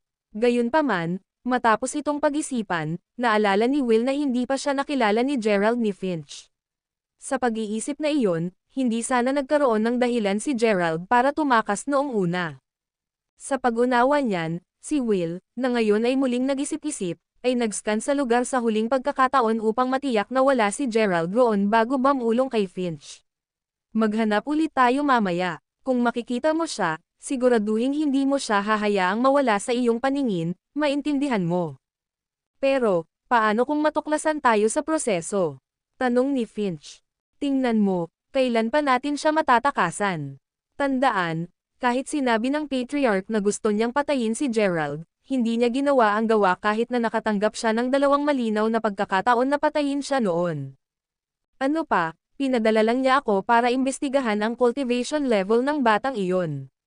Huwag kailanman pumatay. Sa sinabi nito, isang tanga lang ang patuloy na maniniwala sa mga salita ni Daryl. Ang pagpapatakas kay Gerald ay magdadala lamang ng mas maraming problema sa huli. Nakangusong sabi ni Will, hindi na masasabi ang galit niya kay Gerald. Alam naman ni Will na hanggang sa mamatay si Gerald, mananatili siyang hindi mapakali. Kung tutuusin, natamo man niya ang posisyon bilang kahalili ng patriarch, madali siyang palitan ni Daryl kay Gerald kung gugustuhin talaga ng matandang iyon. Sa pag-iisip na iyon, mas maaga niyang inalis si Gerald, mas malaki ang tsansa niyang mapanatili ang kanyang posisyon bilang kahalili ng patriarch. Si Gerald ang literal na tanging bagay sa kanyang paraan dahil alam ni Will para sa isang katotohanan na walang ibang tao sa kanyang pamilya ang kasing kakayahan niya. At muli, ang karamihan sa mga Crawford ay sumusuporta na sa kanya. Naputol ang pag-iisip ni Will nang medyo nag-aalangan na magtanong si Finch, pwede ba akong magtanong ng sensitibong tanong, Kuya Will? Sabihin mo na. Reklamo ng naiinip na si Will, na ngayon ay asar na ng asar pagkatapos ng labis na pag-iisip tungkol kay Gerald. Sa totoo lang, sisabog na sana siya sa galit kung walang ibang pamilya. Bueno, ano ang dapat nating gawin kung malaman ng patriarka ang lahat ng ito? Kung tutuusin, sinabi na niya na walang sino man ang pinapayagang makialam sa usaping ito. Sa sinabi niyan, kapag nalaman natin, tiyak na mapaparusahan tayo, ungol ni Finch, tila nag-aalala. Kung tutuusin, bagamat si Will ang kaitiwala ni Daryl at siya rin ang kapalit ng pamilya Crawford, kailangan pa ring unahin ni Finch ang mga utos ni Daryl. Hindi nakatulong na ang sino mang lumaban kay Daryl ay hindi nakatagpo ng magandang wakas. Si Finch, para sa isa, ay nasaksihan na ang ilan sa mga parusa, at bawat isa sa kanila ay parehong nakakatakot. Tulad ng sinabi ko, hanggat ginagawa namin ang gawain ng walang kamali-mali at walang sino man sa amin ang nagsasalita tungkol dito, walang paraan na malalaman niya. Reklamo ni Will. Si Daryl ang huling taong gusto niyang isipin sa sandaling ito. Kung tutuusin, sa kabila ng pangako ni Daryl na gagawin siyang kapalit ng pamilya, maganda pa rin ang pakikitungo niya kay Gerald. Ito ay tunay na nagagalit. Sa totoo lang, hinihiling niya ngayon ang biglaang pagkamatay ni Daryl upang tuluyan na niyang makuha ang kanyang nararapat na pwesto bilang bagong patriarch. Kung nangyari ang senaryo na iyon, ang una niyang utos ay patayin si Gerald sa lahat ng paraan. Hindi na siya magdudulot ng problema sa hinaharap ng batang iyon. Pero, ungol ni Finch, halatang nag-aalala pa rin. Ang paggawa ng lahat ng ito ng perpekto ay mas madaling sabihin kaysa gawin. Kung sakaling matagpuan sila, tiyak na mapupunta sila sa mundo ng problema. Hindi nakatulong na si Gerald ang biolohikal na apo ng patriarch. Higit pa rito, walang makapagsasabi kung ano ang iniisip ng patriarch. Regardless, Will simply retorted, no buts. Kung ganoon ka natakot, pagkatapos ay huwag mag-atubiling umalis ngayon. Nang marinig iyon, naikuyom ni Finch ang kanyang mga kamao bago tuluyang nagpahayag, hindi ako.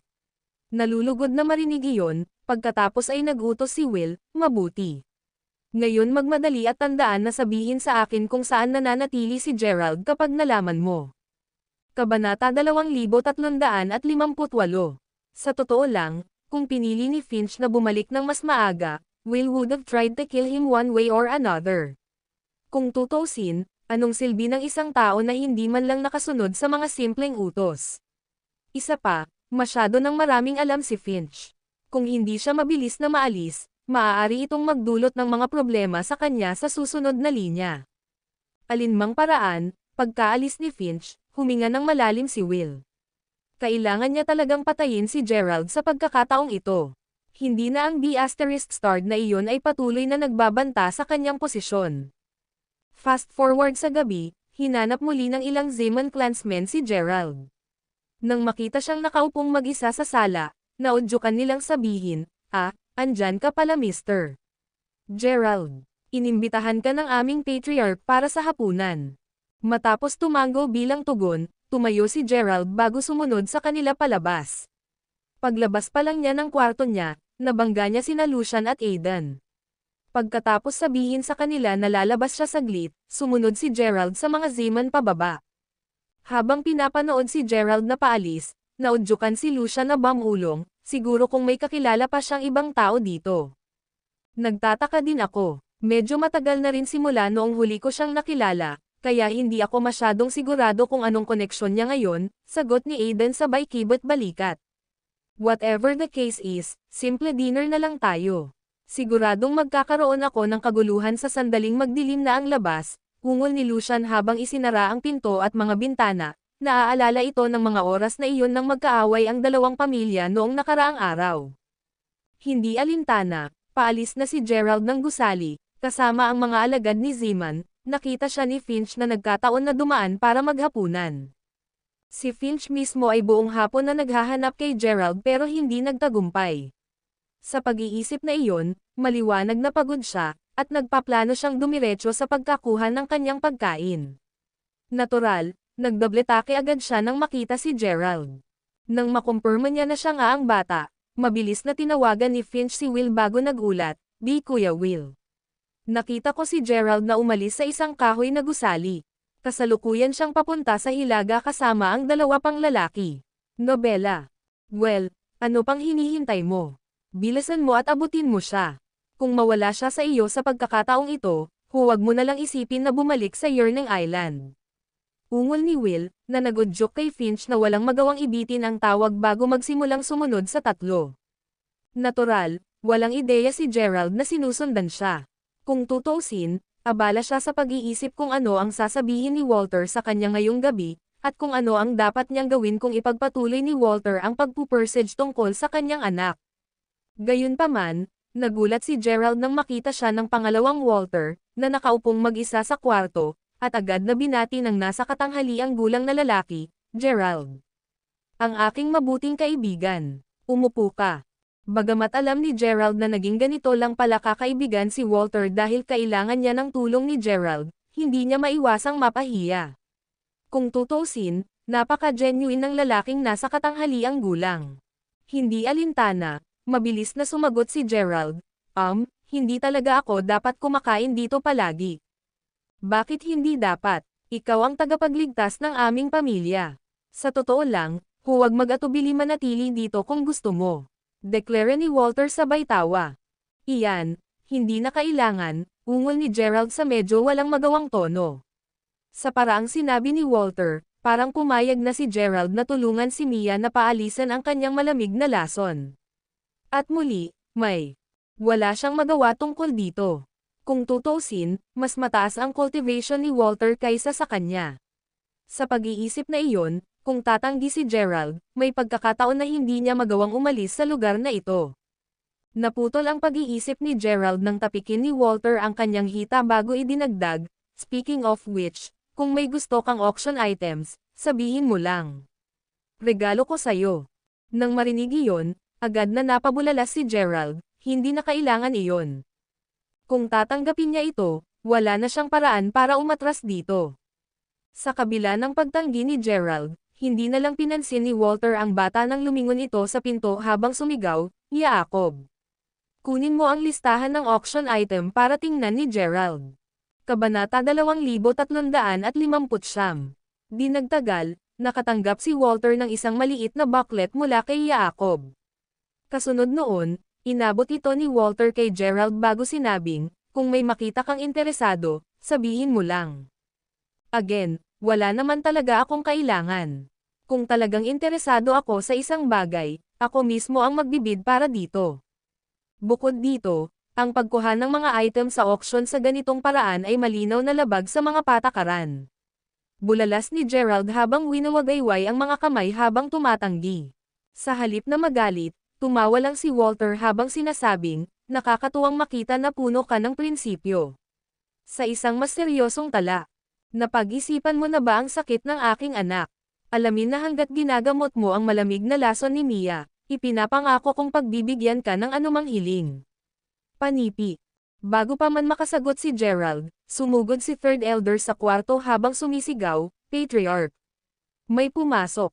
Bahagyang kumunat ang noo nang marinig iyon, saglit na sinulyapan ni Walter si Gerald habang nagtanong, Sino ba naman ang maglalakas loob na gumawa ng ganoong bagay? Hindi kaya aksidenteng napadpad ang taong ito sa lugar na ito tulad ni Gerald. Negative. Habang gumagala lang si Gerald malapit sa force field sa paligid ng Mount Nimbus, iba ang lalaking ito. Pumunta siya dito na may malinaw na target sa isip, bulong ni Third Elder habang umiiling. Nagkaroon. Ang lalaking iyon ay nagkamali lang na napadpad sa lugar na ito, pinalayas na lang sana siya ni Third Elder sa halip na iulat ang lahat ng ito sa Patriarch. Oh, interesting. Dahil may lakas ng loob siyang pumunta rito, gusto kong makita kung sino siya. Sagot ni Walter habang humahagalpak ng tawa. Paglingon kay Gerald, idinagdag niya, "Care to join me, Gerald?" Matapos tumango si Gerald, sinundan ng dalawa si Third Elder palabas. Hindi nagtagal, nakarating sila sa silid kung saan nakakulong ang nanghihimasok.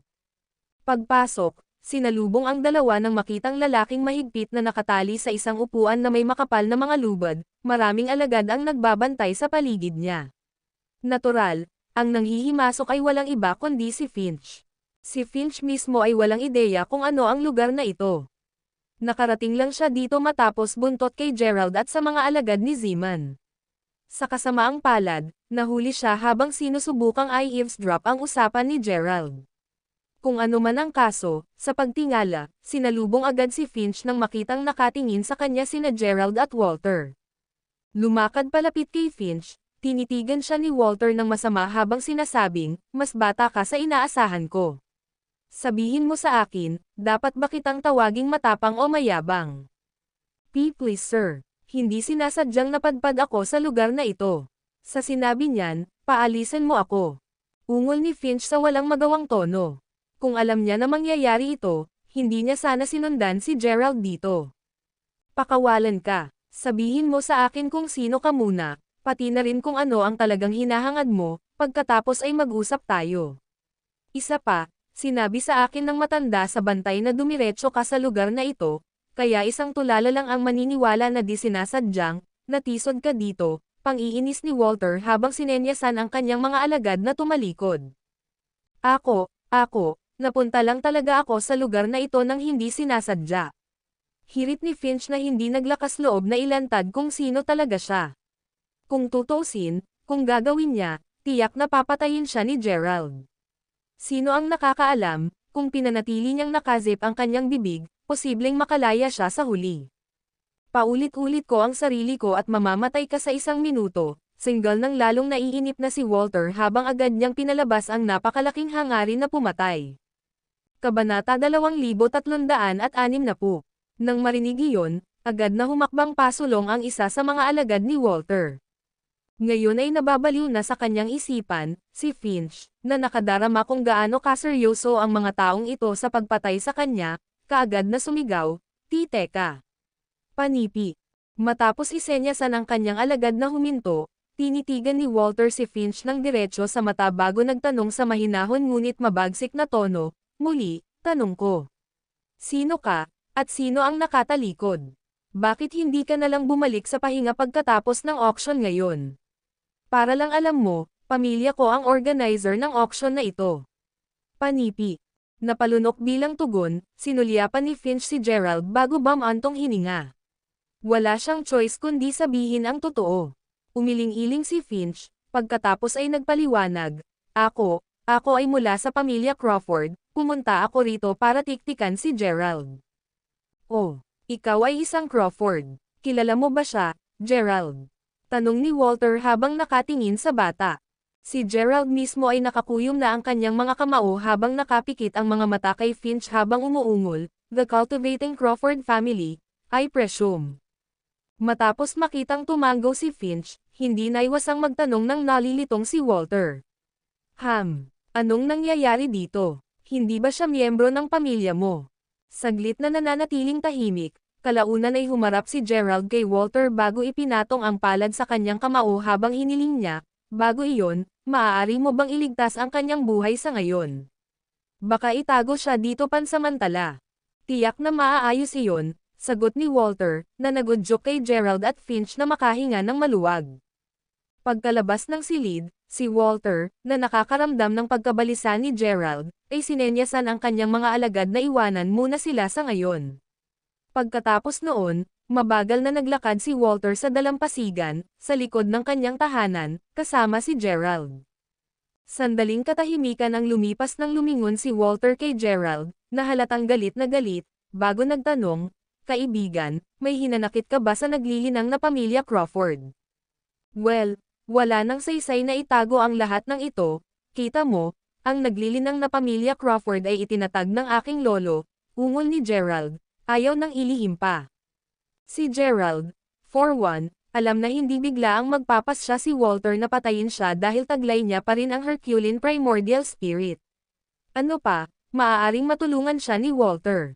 Gayunpaman, sakaling mangyari iyon, wala siyang magagawa kundi ang makipagtalik sa anak ni Walter. Kahit na alam niya iyon, ang biglaang pagpapakita ni Finch ay nagpagulo sa isip ni Gerald kaysa sa gusto niyang aminin. "Nakita ko, kung gayon, hindi ba bahagi ng pamilya mo ang lalaking iyon?" Tanong ng naguguluhang si Walter. "Far from it," sagot ni Gerald na may mahabang buntong hininga bago nagsimulang ipaliwanag ang lahat tungkol kay Daryl. Sa proseso, inamin din ni Gerald na nilapitan lang niya ang Mount Nimbus noong una para malaman ang mga sekreto nito dahil sa pagkakatulad nito, sa mga tuntunin ng pagkawala at muling pagpapakita, sa Yearning Island. Sa buong pagpapaliwanag ni Gerald, panay ang tango ni Walter habang unti-unting lumalalim ang pagsimangot nito. Isipin na ang binatang ito ay may napakabigat na responsibilidad sa nakalipas na ilang taon. Nang matapos si Gerald, inilagay ni Walter ang kanyang mga kamay sa kanyang mga bulsa bago sinabing, "Tuldok-tuldok, ngayon alam ko na ang buong kwento. Yearning Island, di ba?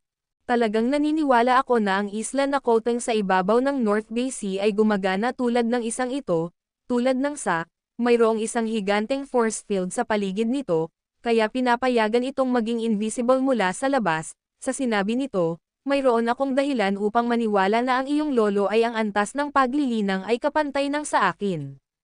Gayunpaman, hindi ko pa narinig ang tungkol sa paglilinang ng mga Crawford, kaya hindi kita matutulungan sa impormasyon. Pero, kung hindi mo pa naririnig ang tungkol sa paglilinang ng mga Crawford noon, paano sila naimbitahan sa auction?" Tanong ni Gerald. "Well, hindi naman ibig sabihin na hindi ko pa sila nababalitaan ay ganoon din sa buong pamilya ko. In case you weren't aware, yung mga nasa isla ay maliit na parte lang ng pamilya ko.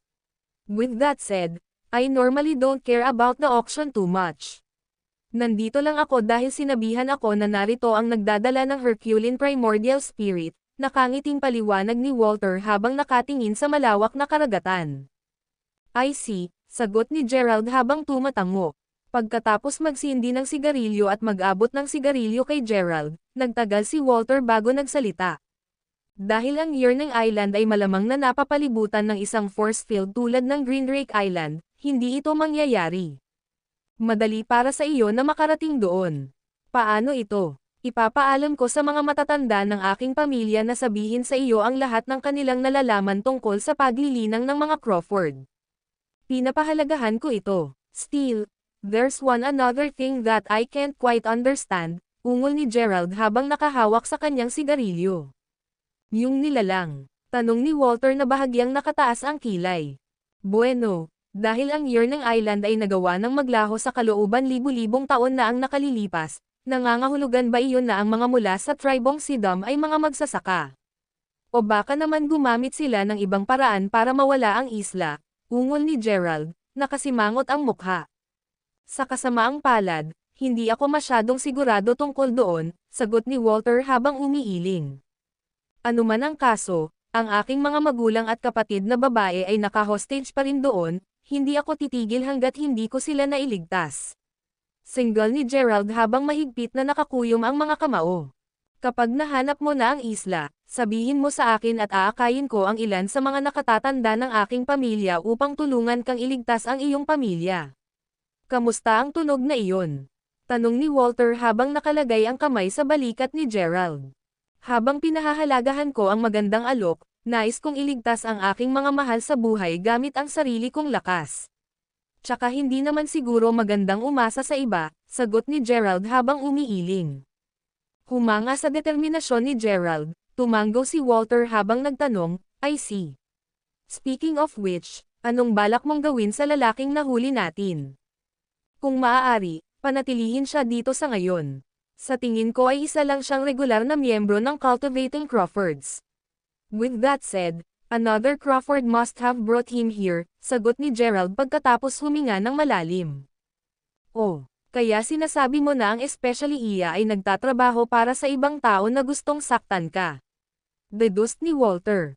Matapos mapanood si Gerald na tumango bilang pagsang-ayon, lumingon si Walter habang sinabing, I see. Pagkatapos ay sisiguraduhin kong pipilitin ko ang bawat huling impormasyon mula sa kanya, kung gayon. Gayon din, bilang isang elder, mayroon akong ilang payo para sa iyo.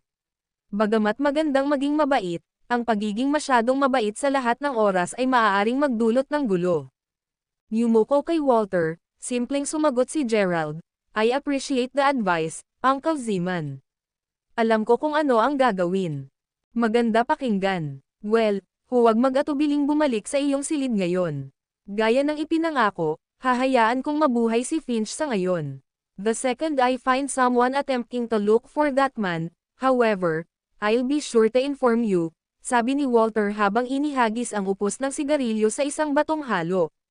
Salamat, Tio Zeman, sagot ni Gerald na nakayuko bago tumalikod para umalis.